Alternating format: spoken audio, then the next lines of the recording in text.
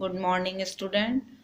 Today we will read chapter number 5 in civics.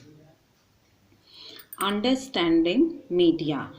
Media is the plural form of the Latin word medium, meaning an intervening agency or instrument. We use the media to communicate.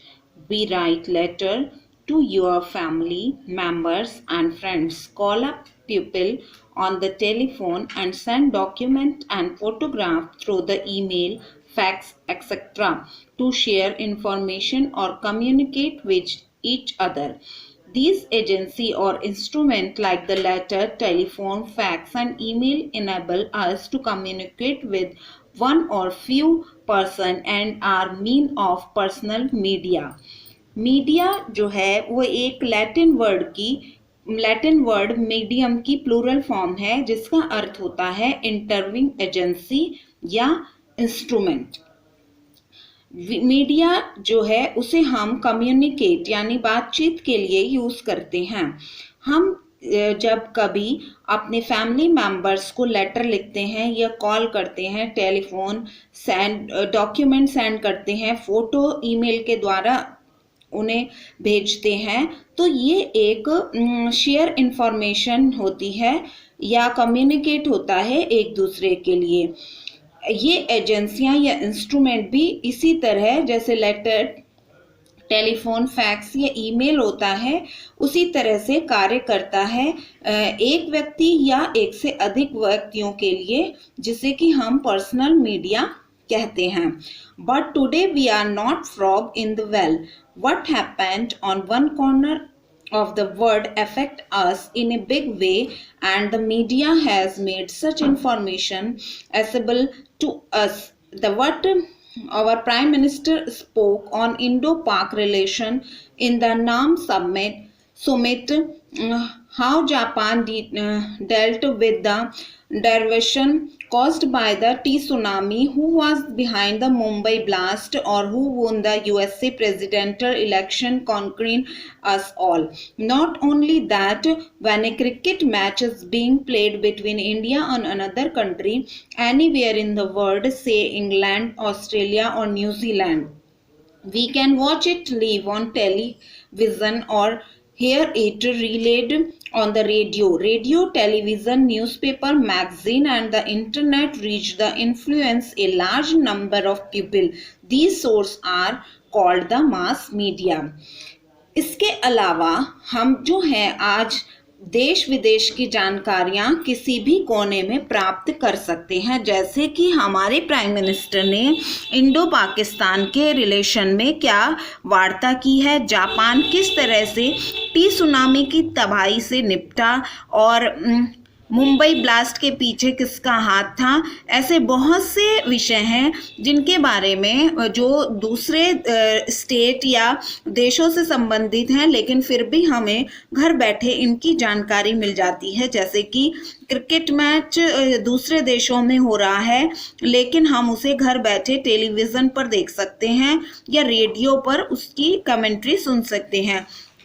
तो radio, television, newspaper, magazine और जो internet होता है वो एक large number of people के पास पहुंचता है, तो उस सोर्स को हम कहते हैं मास मीडिया। अब नेक्स्ट टॉपिक है आपका हिस्ट्री ऑफ मीडिया।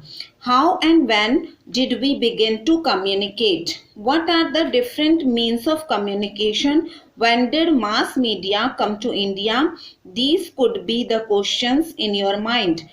कब और कैसे कम्युनिकेट प्रारंभ हुआ और इसमें डिफरेंट मीन्स कौन कौन से हैं कम्युनिकेशन के, इंडिया में मास मीडिया कब आया, ये सब क्वेश्चंस जो हैं आपके माइंड में होंगे, तो इसका आंसर अब आपको मिलेंगे। Communication developed gradually. Humans started to speak and communicate with words about 60,000 years ago. They began to write nearly 5,000 years ago. The printing press was invented some 600 years ago.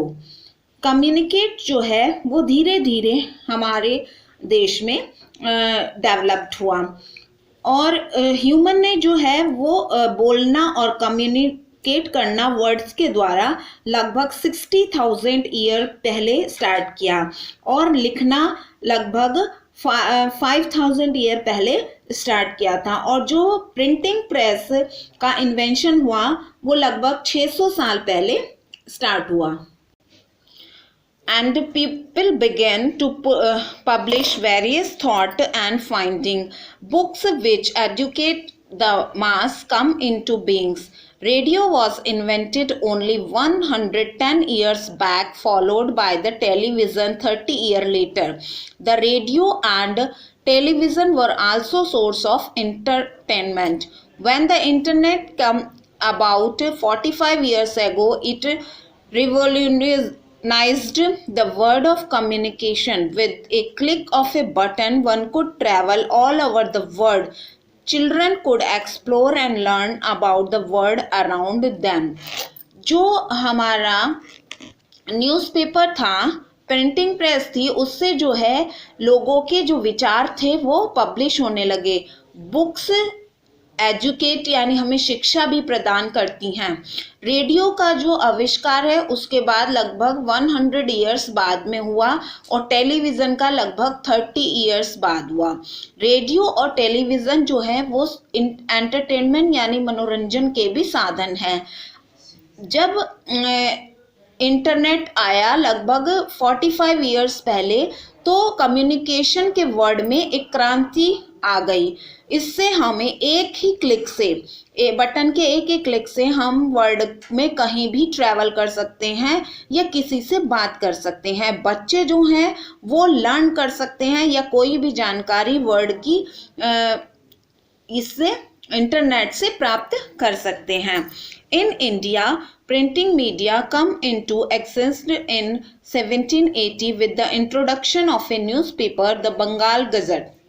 The radio was developed in 1924 and the television in 1959. Today, the mass media has a great influence on people in India. There are over 62,000 newspapers and periodicals, over 300 radio stations, more than 500 television channels and more than 3.2 million internet connection, and the number is growing every day. Bharat में जो सबसे पहले print media आया वो 1780 में एक newspaper था Bengal gazette, उससे इसका प्रिंट मीडिया का इंट्रोडक्शन हुआ। और रेडियो का जो डेवलपमेंट हुआ वो 1920 और टेलीविज़न का इंट्रोडक्शन 1959 में हुआ। जो मीडिया है वो एक ग्रेट इन्फ्लुएंस है भारत के लोगों में, और आज जो है लगभग भारत में 62,000 न्यूज़पेपर्स और पीरियोडिकल बने जो एक समय अंतराल में पुस्तिकाएं छपती हैं उन्हें, और लगभग 300 रेडियो स्टेशन हैं और 500 चैनल्स हैं टेलीविज़न के, इससे भी ज़्यादा, और लगभग 3.2 मिलियन इंटरनेट कनेक्शन है इंडिया में, जिनकी गिनती जो है वो दिन प्रतिदिन बढ़ ही रही है। Media and democracy, link government and people. Democracy survive on the participation of the people. India has an indirect democracy where citizens can't directly uphold their decision. The mass media come to play the role of bridging the gap between the people and the government here. In a democracy, the people should know what the government is doing for their welfare. The government in turn need to know how the people are reaching to their plans and decisions. Say the government decide to increase the price of LPG. The decision is conveyed to the people through newspaper, radio, television and internet. While on the other hand, the media inform the people about the government decision. On the other hand, it also explains the effect of the decision on the people. Media जो है वो प्रजातंत्र में एक link की तरह government और लोगों के बीच में लिंक का कार्य करती है, जोड़ने का। डेमोक्रेसी में लोगों की भागीदारी होती है। इंडिया में जो लोग जो पीपल हैं वो अपनी इनडायरेक्टली पार्टिसिपेट, वो अपनी जो डिसीजन है वो डायरेक्टली नहीं बता पाते हैं। तो मीडिया जो है वो एक ब्रिज यानी पुल का काम करती है गवर्नमेंट और लोगों के बीच में, जिससे कि हमारी बात गवर्नमेंट तक पहुंच सके मीडिया के द्वारा। इस प्रजातंत्र में लोग जो हैं ये जानते हैं कि गवर्नमेंट हमारे लोगों को ये मीडिया के द्वारा पता चलता है कि गवर्नमेंट हमारे वेलफेयर के लिए क्या काम कर रही है, और गवर्नमेंट को भी ये पता चलता है कि लोगों का क्या प्लान है, क्या डिसीजन है, उस पर क्या रिएक्ट किया है।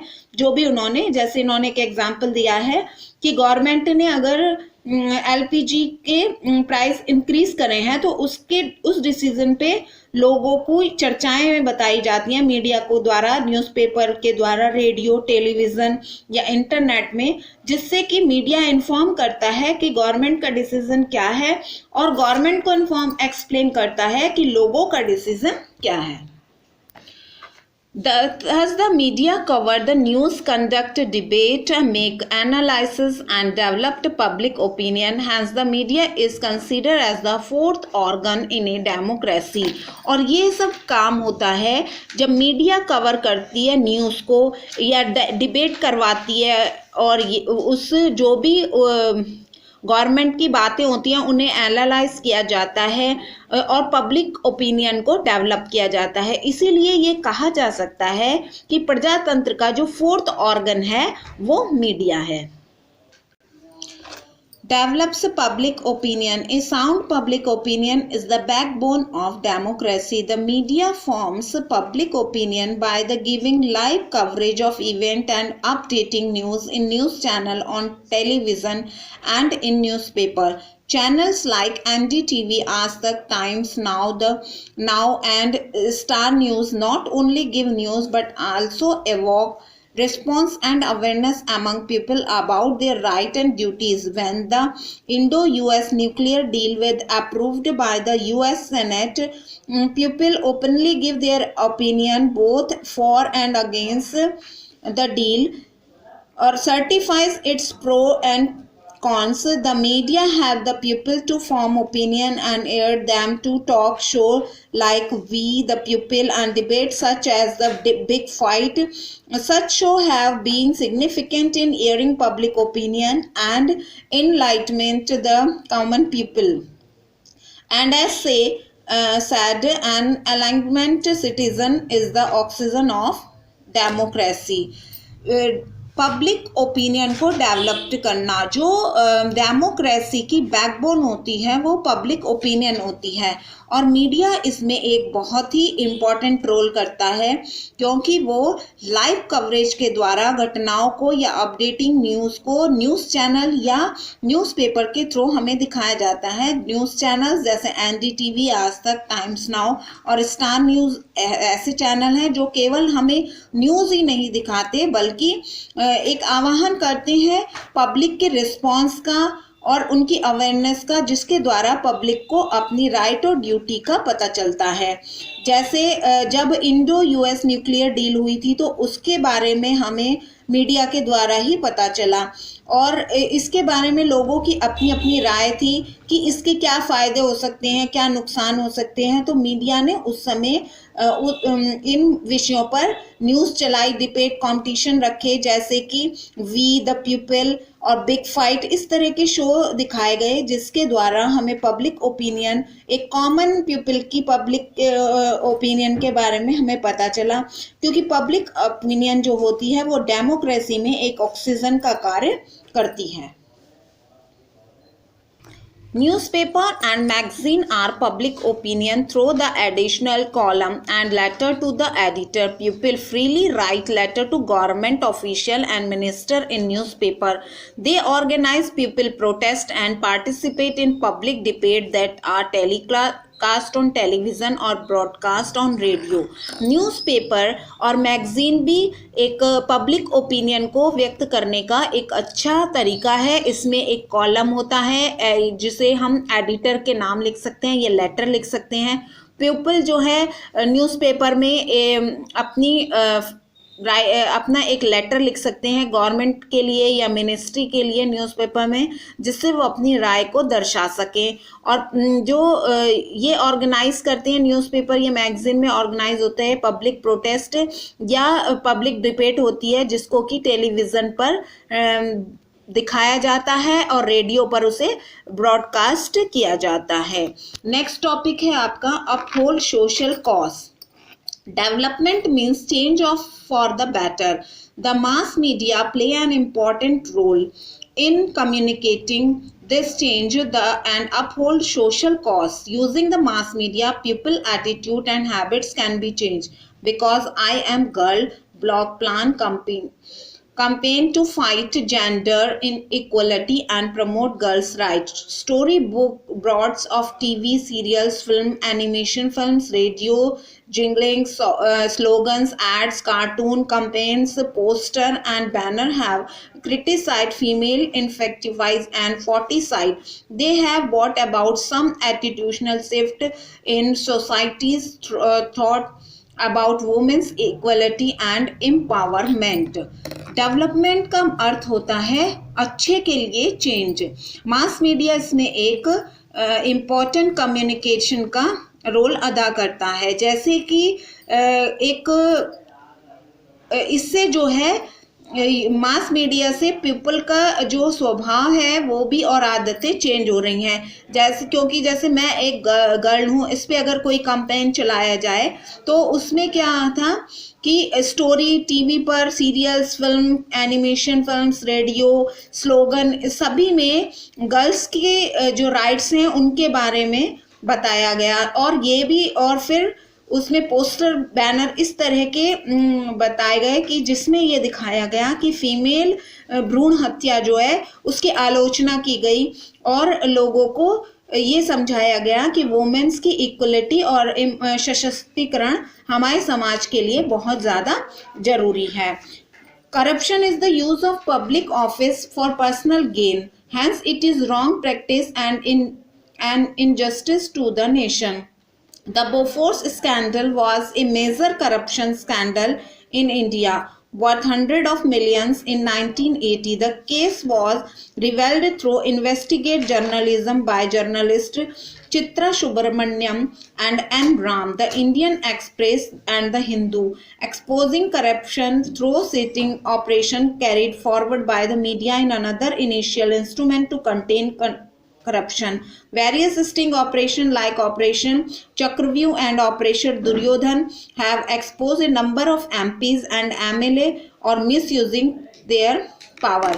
करप्शन जो है वो पर्सनल पब्लिक ऑफिसर द्वारा अपने पर्सनल फायदे के लिए किया जाता है और ये एक गलत तरीका है या अन्याय है देश के साथ। बोफोर्स स्कैंडल जो कि बहुत ही चर्चित स्कैंडल था 1980 का, इसमें जो है हंड्रेड ऑफ मिलियंस जो हैं वो रुपीस वो हैं वर्थ व्यर्थ हो गए थे। इस केस का जो इन्वेस्टिगेट किया था वो जर्नलिस्ट चित्रा सुब्रमण्यम ने किया और एन राम ने किया था, जो कि इंडियन एक्सप्रेस और हिंदू न्यूज़पेपर के थे, चैनल के थे। और उसके उन्होंने एक्सपोज किया था इस स्कैंडल को। इसके लिए बहुत से स्टिंग ऑपरेशन किए गए, जैसे एक स्टिंग चक्रव्यूह और स्टिंग दुर्योधन, और इसके द्वारा बहुत से एमपीज और एमएलए को एक्सपोज किया गया कि उन्होंने कैसे अपनी पावर का मिसयूज किया। The media also bring the public to the street to fight for a cause and bring justice. Read the case in which the media has instrumental in giving quick justice to the people. Media ने इसमें लोगों के साथ मिलकर justice के लिए, न्याय के लिए आवाज उठाई और इससे जो है मीडिया के द्वारा लोगों को जल्द ही न्याय मिला। Today, the Facebook and the Twitter have a huge impact of the young and educated people. They are very quick and reach us faster than any newspaper or TV channel. The first report of Osama bin Laden death came via Twitter. आजकल जो है वो Facebook और Twitter का impact पढ़े लिखे और young लोगों में बहुत हो रहा है। ये एक बहुत ही तीव्र और जल्दी पहुंचने वाला है। टीवी चैनल और न्यूज़पेपर से भी तेज लोगों तक पहुंचने वाली राय है इसके द्वारा। First report Osama bin Laden की डेथ की जो वीवा ट्विटर से ही प्रसारित हुई थी सबसे पहले। Media and the government. The Indian media has been free and independent throughout most of its history. The period of emergency 1975-1977 was the only brief period when India media faced government disapproval. During this time, restrictions are imposed on free speech and the Press Council of India was abolished, but after its re-establishment in 1977, people interest and involvement in the affair of their state and nation increased significantly. The media became more involved and began to check and voice public opinion on the performance of the government. India में जो media है वो free और independent है। अगर इसकी history में देखा जाए तो एमरजेंसी का जो पीरियड था 1975 और 77 तक, इसमें जो है गवर्नमेंट ने अस्वीकृत कर दिया था मीडिया को, और इस समय में कोई भी प्रेस काउंसलिंग नहीं हुई थी और इसे समाप्त कर दिया गया था। फिर इसका 1977 में दोबारा री इस्टेब्लिश हुआ। ये पीपल को फिर स्टेट में और नेशन की बातों में फिर मामलों में इन्वॉल्व किया गया, और मीडिया ने इसमें एक बहुत ही अपना अच्छा रोल अदा किया और लोगों की जो राय थी उसे गवर्नमेंट तक पहुंचाया। The information of broadcasting ministry ensured that media house work independently and responsibly.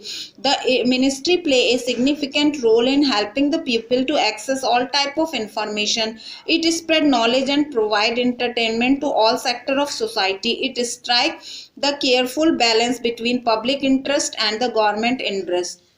Information और ब्रॉडकास्टिंग जो मिनिस्ट्री होती है वो बहुत ही स्वतंत्र और रिस्पॉन्सिबिलिटी से अपना कार्य करती हैं। इनको जो है सभी तरह के लोगों को इंफॉर्मेशन प्राप्त कराना इनका उद्देश्य होता है। नॉलेज और एंटरटेनमेंट ऑल सेक्टर की सोसाइटी को प्रोवाइड करवाते हैं, और इन्हें बहुत ही बैलेंस बनाना पड़ता है और केयरफुल रहना पड़ता है, क्योंकि इन्हें पब्लिक इंटरेस्ट का भी ध्यान रखना पड़ता है और साथ ही गवर्नमेंट इंटरेस्ट का भी ध्यान रखना पड़ता है।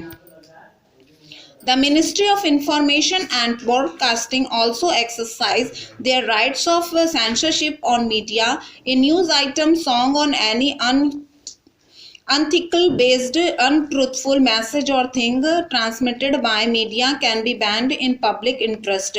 मिनिस्ट्री ऑफ इंफॉर्मेशन को जो है अपने अधिकारों यानी सेंसरशिप का भी पालन करना पड़ता है। जैसे कोई न्यूज़ आइटम, सॉन्ग या कोई भी ऐसी चीज़ जिससे कि जो कि असत्य हो उसे पब्लिक मीडिया में ट्रांसमिट करना यानी कि पब्लिश करना या दिखाना जो है वो बैन है, क्योंकि ये पब्लिक को के फायदे के लिए या उनमें हिंसा भी भड़का सकती है ऐसी कोई भी। एथिक्स एंड अकाउंटेबिलिटी, आचार विचार और जवाबदेही। The ministry of information and broadcasting form the administrated rules, regulation and law related to information broadcasting, the press and the film. The press council of India has listed some ethic to keep their fair name of the profession. The media person need to follow these ethical codes which have been enumerated below. जो ministry of information and broadcasting होती है उसको जो है कुछ administrator rule और regulation या law follow करने पड़ते हैं, और प्रेस काउंसलिंग को जो है कि एक इस प्रोफेशन को एक अच्छा नाम दिया जाए इसे, और इसका नाम सही रहे, इसमें कोई गलत धारणा ना आए, इसके लिए मीडिया पर्सन को कुछ बातों का ध्यान रखना पड़ता है। जैसे एक्यूरेसी यानी कि शुद्धता, उनकी जो भी न्यूज़ हो वो सही होनी चाहिए और बाकायदा चेक होनी चाहिए। नेक्स्ट है आपका कॉन्फिडेंटली। जो कॉन्फिडेंटली जो बातें होती हैं कुछ सरकार की ऑफिशियल होती हैं, उनको कभी भी उनको बिना किसी प्रूफ के उसे कास्ट नहीं करना चाहिए, किसी का नाम गलत तरीके से नहीं उसमें लेना चाहिए। राइट टू प्राइवेसी, जर्नलिस्ट जो होती हैं उन्हें रिस्पेक्ट करना चाहिए हर किसी व्यक्ति की प्राइवेसी का, और कुछ भी ऐसा उसकी लाइफ के बारे में नहीं दिखाना चाहिए जो कि गलत हो। डिस्करेज वायलेंस, कोई भी मीडिया में ऐसा शो या ऐसी कोई बात नहीं दिखानी चाहिए जिससे कि पब्लिक में वायलेंस हो या क्राइम बढ़े। और नो ऑब्वियसली, यानी कि कोई भी बेहुदापन नहीं होना चाहिए, यानी कि कोई भी ऐसी वल्गर या अश्लील बातें जिससे कि बच्चों में या युवाओं में उसका गलत असर पड़े। नो कम्युनल राइटिंग, यानी कि कोई भी सांप्रदायिक बातें किसी रिलीजन धर्म को लेकर या किसी आस्था को लेकर ब्रॉडकास्ट इशू नहीं करना चाहिए। Right to information act, RTI act, people often face of lot of harassment and delay due to laxity of government official. Many government departments are involved in corruption too. Now we have a right to question the government. This was made possible when Freedom of Information Act 2002 was repealed and another law was passed by the Parliament in October 2005. The right to information law empowered the citizen to request any information from the government, take copies of government document and inspect the document. According to this law, any citizen of India may request information from a public authorities and has the right to receive this information within a specific time limit, provided it does not interfere with the security of the state. जो लोग होते हैं उन्हें बहुत सी ऐसी harassment या देरी का शिकार होना पड़ता है गवर्नमेंट ऑफिशियल ढील के कारण, बहुत सी ऐसी या करप्शन के कारण। तो अब जो है कि हम गवर्नमेंट से सीधा क्वेश्चन अपना कर सकते हैं। इसके लिए कानून बनाया गया था पहले 2002 में, फ्रीडम ऑफ इंफॉर्मेशन, जिसे निरस्त करके एक नया लॉ पास किया गया पार्लियामेंट अक्टूबर 2005 में, जिसे RTI यानी राइट ऑफ इंफॉर्मेशन लॉ कहा गया। इसमें कोई भी व्यक्ति जो है गवर्नमेंट से कोई भी इंफॉर्मेशन प्राप्त कर सकता है, जानकारी ले सकता है। उसके लिए गवर्नमेंट डॉक्यूमेंट की कॉपी उसे प्रोवाइड करनी पड़ती है और फिर इंस्पेक्ट डॉक्यूमेंट भी दिखाना पड़ता है, जिसके इस लॉ के अकॉर्डिंग के द्वारा कोई भी भारत का नागरिक इंफॉर्मेशन प्राप्त कर सकता है किसी भी विषय पे। ये उसका अधिकार है। एक स्पेसिफिक टाइम लिमिट उसे प्रोवाइड किया जाता है, जिसमें जो स्टेट है, state of security of the state है, उसका कोई इंटरफेयर इसमें नहीं होता है। Okay student, this chapter is finished. Goodbye.